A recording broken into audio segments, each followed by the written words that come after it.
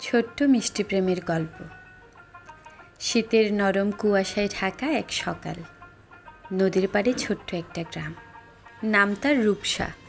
সেখানেই থাকে মেঘলা, শান্ত স্বভাবের এক মেয়ে। তার চোখে সবসময় একটা স্বপ্ন লুকিয়ে থাকে, যেন সে অন্যরকম কিছু খুঁজে জীবনে। একদিন বিকেলে মেঘলা নদীর ধারে বসে সূর্যাস্ত দেখছিল। ঠিক তখনই শহর থেকে আসা নতুন এক ছেলে আরিয়ান তার পাশে এসে দাঁড়ায়। সে ছবি তুলছিল, প্রকৃতির সৌন্দর্য ক্যামেরায় বন্দি করছিল। মেঘলার দিকে তাকিয়ে হেসে বলল, এই জায়গাটা যেন গল্পের মতো সুন্দর। মেঘলা একটু লজ্জা পেয়ে বলল, গল্পের মতো? হয়তো, কিন্তু গল্প তো সবসময় সুন্দর শেষ হয় না। আরিয়ান হেসে উত্তর দিল, তাহলে আমরা একটা নতুন গল্প লিখি, যেটার শেষটা সুন্দর হবে।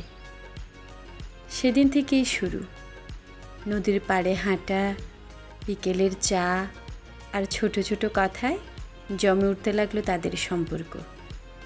মেঘলা বুঝতে পারল তার জীবনের সেই অন্যরকম কিছু, হয়তো এই ছেলেটাই। কিন্তু গল্প সবসময় সহজ হয় না। কয়েক মাস পর আরিয়ানকে শহরে ফিরে যেতে হয়। যাওয়ার আগে সে মেঘলার হাতে একটা ছোট্ট ডায়েরি দিল, যখন আমাকে মিস করবে এখানে লিখবে, আমি একদিন ফিরে এসে সব পড়ব। মেঘলার চোখ ভিজে উঠেছিল। তুমি কি সত্যি ফিরে আসবে? আরিয়ান তার হাত ধরে বলল, ভালোবাসা যদি সত্যি হয়, দূরত্ব কোনো বাধা নয়।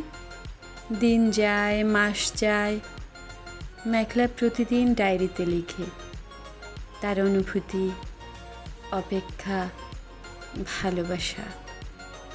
1 বছর পর, ঠিক সেই শীতের সকালে, যখন কুয়াশা আবার গ্রামটাকে ঢেকে দিয়েছে, মেঘলার নদীর ধারে দাঁড়িয়েছিল।